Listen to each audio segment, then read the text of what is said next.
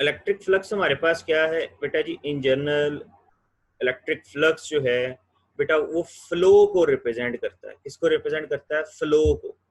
Flow का क्या मतलब होता है? किसी चीज का बहाव एक जगह से दूसरी जगह की तरफ।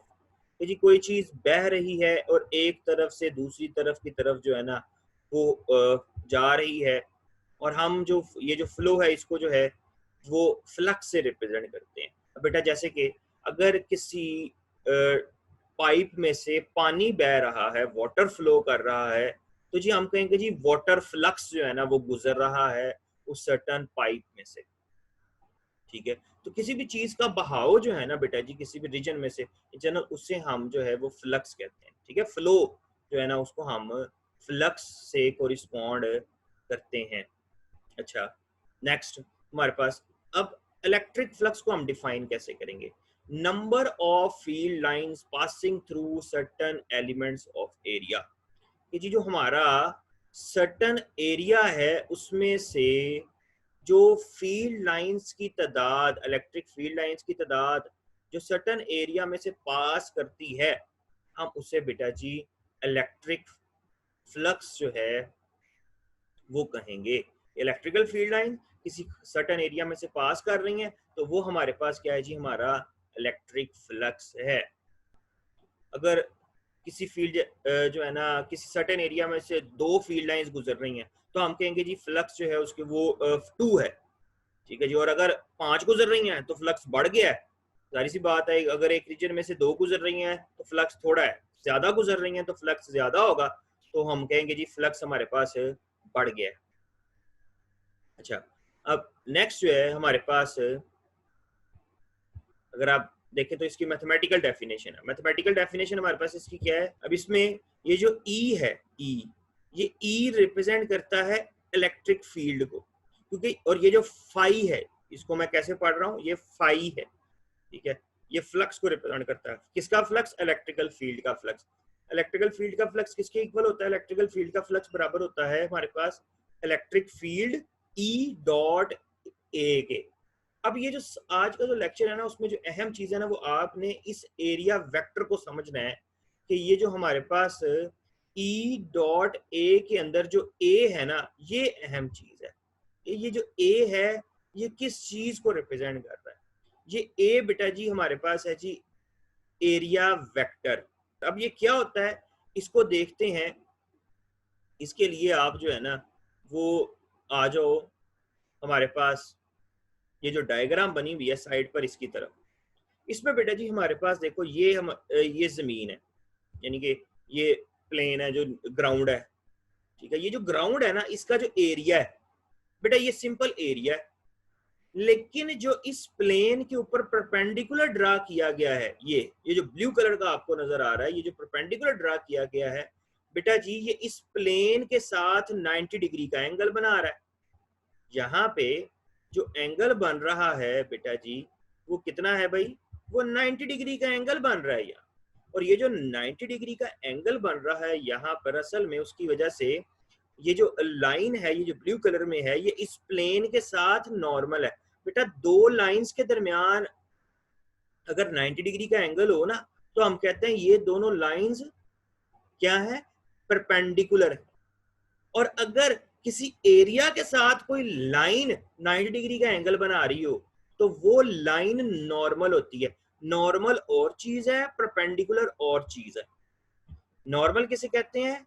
नॉर्मल उस लाइन को कहते हैं जो एरिया के साथ 90 डिग्री का एंगल बना रही हो, और परपेंडिकुलर उस लाइन को कहते हैं जो लाइन के साथ, जो दूसरी लाइन के साथ जो है वो 90 डिग्री का एंगल बना रही हो। तो अगर दो लाइनें आपस में 90 डिग्री का एंगल बना रही हैं तो वो परपेंडिकुलर है, और अगर एक प्लेन है और दूसरी लाइन है तो वो फिर नॉर्मल होता है। वो जो लाइन है वो फिर प्लेन के साथ नॉर्मल होती है। अब यहाँ पर ये जो हमारे पास ऊपर की तरफ जो डायरेक्शन है वो हमारे पास है नॉर्मल की डायरेक्शन। अब ये जो नॉर्मल है ये रिप्रेजेंट करता है एरिया वेक्टर को। ठीक है, ये एरिया वेक्टर को रिप्रेजेंट करता है। अब एरिया वेक्टर जो है उसकी मिकदार, उसकी जो मिकदार है वो तो उस रीजन का एरिया होगा। ठीक है, वो उस रीजन का क्या होगा? एरिया। और जो डायरेक्शन है ना उस एरिया वेक्टर की वो हमें कैसे पता लगती है, उसके ऊपर नॉर्मल ड्रा करके। ठीक है, जैसे कि ये अगर मेरे पास कोई स्पेस है तो उसमें जो नॉर्मल अपवर्ड ऊपर की तरफ ये जो अंगूठा है ये नॉर्मल की डायरेक्शन को जाहिर करेगा। तो ये मेरे पास एक प्लेन था, उस प्लेन के ऊपर मैंने परपेंडिकुलर ड्रा किया, तो ये जो अंगूठा जो है ये डायरेक्शन जो है वो शो कर रहा है मेरे पास यहाँ पे जो है नॉर्मल की। जैसे सिंपली आप जो है ना क्रिकेट खेलते हुए विकेट्स लगाते हो, ठीक है जी, वो स्टेडियम में विकेट्स लगी हुई होती हैं। अब वो जो एक विकेट है ना वो पूरे स्टेडियम के ऊपर क्या होगी, नॉर्मल होगी, उसकी डायरेक्शन जो है हम अपवर्ड ले लें। ठीक है जी, ये जरा याद रखनी है आपने बात। अच्छा भाई, अब इलेक्ट्रिकल फ्लक्स किसके इक्वल हमने पढ़ा, इलेक्ट्रिकल फ्लक्स बराबर है जी ई डॉट ए के। ठीक है, ई ए कॉस थीटा, हम जब डॉट प्रोडक्ट को ओपन करते हैं फर्स्ट ईयर में पढ़ा था तो हमारे पास जो है ना ई ए कॉस थीटा आ जाता है।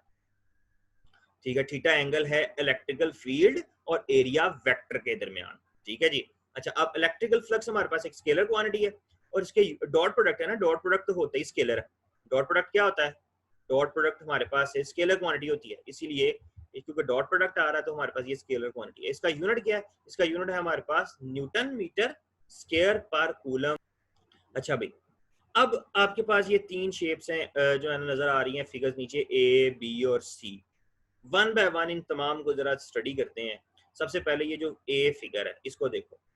हाँ जी, ये फिगर किस तरह से है कि इसमें हमारे पास जो है ना वो एरिया जो है वो इलेक्ट्रिकल फील्ड के परपेंडिकुलर है। अच्छा, अब मेरी बात जरा और सुननी है, मैं एरिया वेक्टर कब कहता हूं और एरिया कब कहता हूं, दोनों में फर्क है।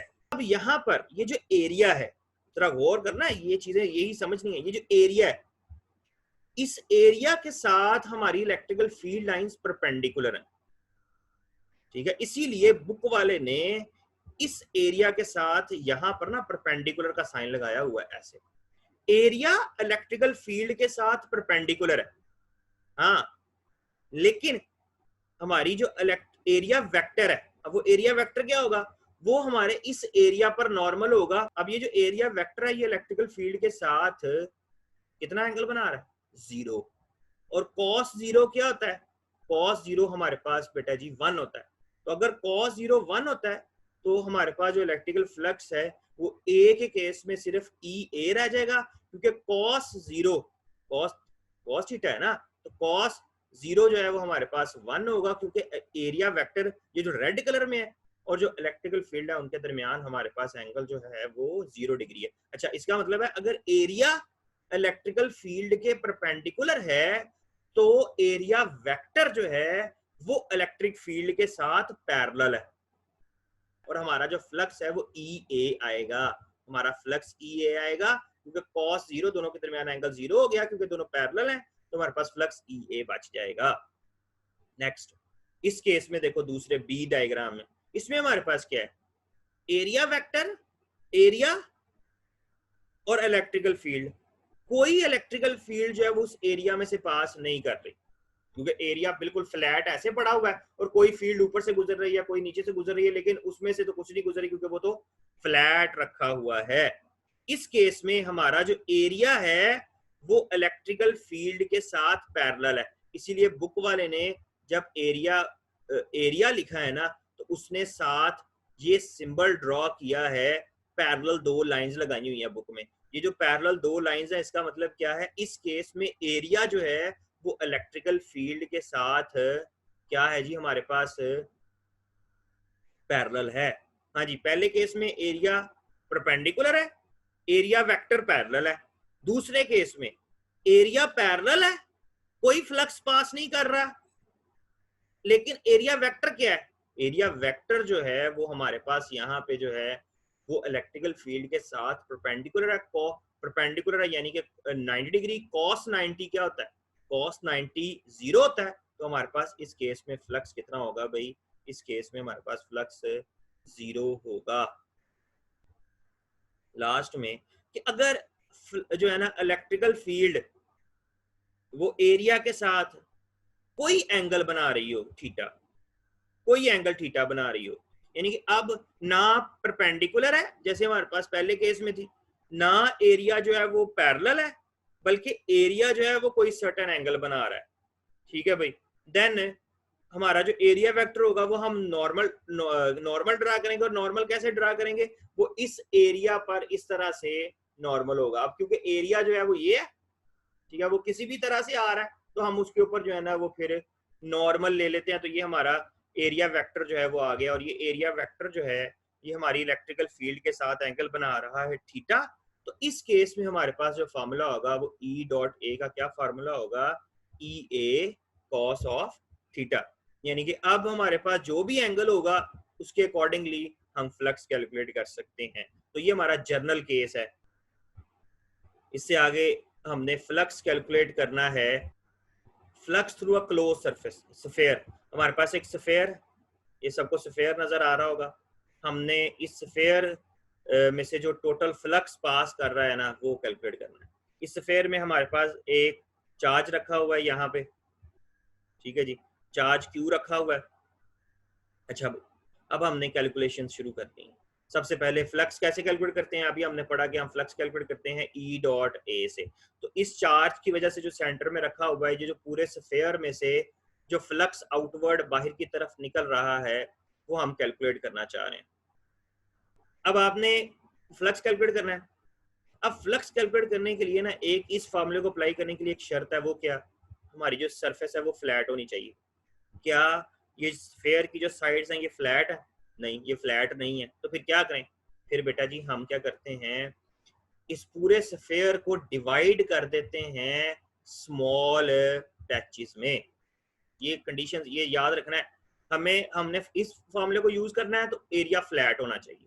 तो ये तो फ्लैट नहीं है, ये तो कर्व सरफेस है ना, ये तो हमारे पास कर्व सरफेस है। अगर ये कर्व सरफेस है तो इसका मतलब है कि हम ऐसे तो जो फिर हम फ्लक्स कैलकुलेट नहीं कर सकते। तो अगर कर्व सरफेस है हमारे पास ये स्फेयर की, तो फिर क्या करेंगे, हम पूरे सरफेस को स्मॉल एरियाज में डिवाइड कर लेते हैं। स्मॉल डेल्टा ए में जो है ना वो हमने डिवाइड कर लेना। अच्छा भाई, स्मॉल डेल्टा ए में डिवाइड कर लिया। अब एरिया वेक्टर जितने भी आप ड्रा करोगे वो बाहर की तरफ होंगे, क्योंकि चार्ज पॉजिटिव है। यहाँ पर लोगे तो एरिया वेक्टर जो है वो इस तरफ को बाहर को होगा, इस जगह पे लोगे तो वो हमारे पास जो है वो इस रीजन में होगा। जहां पर भी आप ले लोगे एरिया वेक्टर तो वो क्या किस तरफ को होगा, उस पॉइंट पर बाहर की तरफ जो है ना वो हमारे पास है एरिया वेक्टर होगा। अब हमने एरिया वेक्टर डिवाइड कर लिया, स्मॉल छोटे छोटे एरियाज बना लिए, और वो जो छोटे छोटे एरियाज हैं वो इतने छोटे हैं कि वो जो है वो इतने छोटे हैं कि वो बिल्कुल फ्लैट जो है ना इस तरह से स्मॉल पीस के फॉर्म में जो है ना वो अपीयर होंगे। ठीक है जी, वो इतने छोटे हैं कि वो बिल्कुल फ्लैट इस तरह से, जिस तरह से ये आपको नजर आ रहा है हमें जो है ना इस तरह से स्मॉल एरियाज की फॉर्म में जो है ना हमने छोटे छोटे एरिया पूरे स्फेयर के ऊपर ले लेने हैं। ठीक है जी, और अब हम फ्लक्स कैलकुलेट करेंगे। अब हमने फ्लक्स कैलकुलेट करना है, टोटल फ्लक्स निकालना है। तो क्या करेंगे, जो जितने एरियाज हैं सब के साथ साथ जो है ना हमने फ्लक्स कैलकुलेट करना है। तो पहले सिर्फ जो पहला एक फ्लैट सरफेस होगा उससे भी फ्लक्स निकालेंगे, फिर दूसरे से भी निकालेंगे, फिर तीसरे से, फिर चौथे से, फिर और सबको क्या कर देंगे, सबको हमने क्या कर देना है, जमा कर देना है। एन हमने स्मॉल पैचेस लिए थे तो एन तक जितना फ्लक्स है हर एक का जमा हो जाएगा। फिर अब अगर आप डायरेक्शन की बात करो तो बेटा हर पॉइंट के ऊपर जो इलेक्ट्रिकल फील्ड की डायरेक्शन है ना वो बाहर की तरफ निकल रही है। यानी कि इस तरफ आपको बाहर की तरफ निकलती हुई नजर आ रही है, तो इस पॉइंट पर क्या होगी, वो इस तरफ को होगी। इस पॉइंट पर इलेक्ट्रिकल फील्ड की डायरेक्शन इस तरफ को होगी, इस पॉइंट पर इलेक्ट्रिकल फील्ड की डायरेक्शन। अब जरा गौर से देखो तो इलेक्ट्रिकल फील्ड की डायरेक्शन जो है वो तो एरिया वेक्टर के साथ पैरेलल है। और पैरेलल का क्या मतलब है, अगर जो है ना एरिया वेक्टर और इलेक्ट्रिकल फील्ड पैरेलल है तो कॉस जीरो है, कॉस जीरो है तो हमारे पास फ्लक्स मैक्सिमम आएगा। ठीक है, तो ये चीज आपने ज़हन में रखनी है कि डायरेक्शन जो है ना क्योंकि वो इलेक्ट्रिकल इंटेंसिटी की और एरिया वेक्टर की वो हमेशा क्या है, वो सेम है। हर पैच के लिए डायरेक्शन जो है वो सेम है, एरिया वेक्टर की भी वही होगी और इलेक्ट्रिकल फील्ड की भी वही होगी। जैसे यहाँ पर भी आप देख सकते हो एरिया वेक्टर और इलेक्ट्रिकल फील्ड की जो डायरेक्शन है वो सेम है। अच्छा, सेम है तो पहली बात तो ये है कि वो फिर डॉट प्रोडक्ट खत्म हो जाएगा, क्योंकि कॉस आ जाएगा और कॉस जो है वो सबके लिए सेम है। कॉस जीरो है, कॉस जीरो 1 होता है, तो ये हमारे पास जो है ना सिंपल रिलेशन आ जाएगा। नेक्स्ट एक और चीज बड़ी अहम, वो क्या है कि जो इलेक्ट्रिकल इंटेंसिटी है, इलेक्ट्रिकल जो इंटेंसिटी है बेटा जी वो हर पैच के लिए सेम है, सेम इलेक्ट्रिकल इंटेंसिटी है। अब ये सेम इलेक्ट्रिकल इंटेंसिटी का मतलब पुत्र क्या है, देखो ये चार्ज जो सेंटर में रखा हुआ है आपने चार्ज, इसका सरफेस तक कितना फासला है, आर। हर तरफ कितना फासला है, हर तरफ जो फासला है बेटा जी वो आर। हर तरफ फासला जो है वो आर। अगर हर तरफ फासला आर है तो इसका मतलब है इलेक्ट्रिकल फील्ड हर तरफ एक जैसी होगी, और अगर हर तरफ एक जैसी होगी तो इलेक्ट्रिकल फील्ड को फिर हम कॉमन निकाल सकते हैं। ये हमारे पास इलेक्ट्रिकल फील्ड जो है बेटा जी वो कॉमन आ गई। अब अंदर जो है स्मॉल पैचेस का एरिया रह गया, area A1, area A2, area A3, area A4 और अप टू AN तक। अब ये जो टोटल एरिया बच गया है अंदर, ये सारे का सारा ये क्या है, ये तो स्फेयर का टोटल एरिया होगा। तो स्मॉल तमाम पैचेस को जमा करते जाओ करते जाओ करते जाओ, हमारे पास क्या आ जाएगा भाई, वो तमाम पैचेस का टोटल एरिया जो है वो आ जाएगा। अब टोटल एरिया जो है ना वो हमारे पास किसके इक्वल है जी, टोटल एरिया ऑफ स्फेयर। अब आपने इलेक्ट्रिकल फील्ड किसके बराबर होती है, इलेक्ट्रिकल फील्ड बराबर होती है 1/4 pi epsilon not Q divided by R square. ये हमने इलेक्ट्रिकल फील्ड की वैल्यू लगा दी है, ठीक है जी। और इसी तरह से ये हमारे पास, ये अब याद रखना है, ये आप लोगों ने, ये स्फेयर का एरिया है 4 पाई R स्क्वायर। 4 पाई R स्क्वायर की वैल्यू लगाई, जब 4 पाई R स्क्वायर की वैल्यू लगाएंगे तो हमारे पास जो है ना ये रिजल्ट आ जाएगा। अब कुछ चीजें कट जाएंगी, 4 पाई से कट जाएगा, ठीक है, ये कट जाएगा, 4 पाई से 4 पाई कट जाएगा, ये वाला R स्क्वायर जो है ये R स्क्वायर से कट जाएगा। अब हमारे पास जो है वो फ्लक्स जो है जो आया है, अगर आप उसको गौर से देखो तो भाई फ्लक्स हमारे पास किसके बराबर है, फ्लक्स बराबर है Q divided by epsilon not के। फ्लक्स किसके बराबर है, Q divided by epsilon not के। यानी कि फ्लक्स जो है वो सिर्फ दो चीजों पे डिपेंड कर रहा है, चार्ज की वैल्यू पे और मीडियम पे। इसके अलावा शेप के ऊपर डिपेंड नहीं करता। सफेयर की शेप कैसी है, शक्ल सूरत कैसी है, सफेयर है भी है कि नहीं, कोई और शेप है, जैसी मर्जी शेप आ जाए, जैसी भी शेप अगर आप कंसीडर कर लो तो हमेशा क्या होगा, जैसे कि मिसाल के तौर पे मैं जो है मैं ले कहता हूँ जी मेरे पास इस चार्ज के इर्द गिर्द जो शेप है वो ये थी। अब ये तो अजीबोगरीब किस्म की शेप है, तो इसमें से निकलने वाला फ्लक्स भी जो है ना वो सेम उतना ही होगा। जैसी मर्जी शेप हो, शेप पे कोई फर्क जो है ना, शेप से कोई फर्क नहीं पड़ता। जैसी भी शेप है, कोई भी शेप आप ले लो, फ्लक्स जो है वो डिपेंड करेगा उस रीजन के अंदर, उसकी उस शेप के अंदर जो चार्ज है वो कितना है और हमारे पास मीडियम क्या है। इसके अलावा फ्लक्स किसी और चीज पे डिपेंड नहीं करता।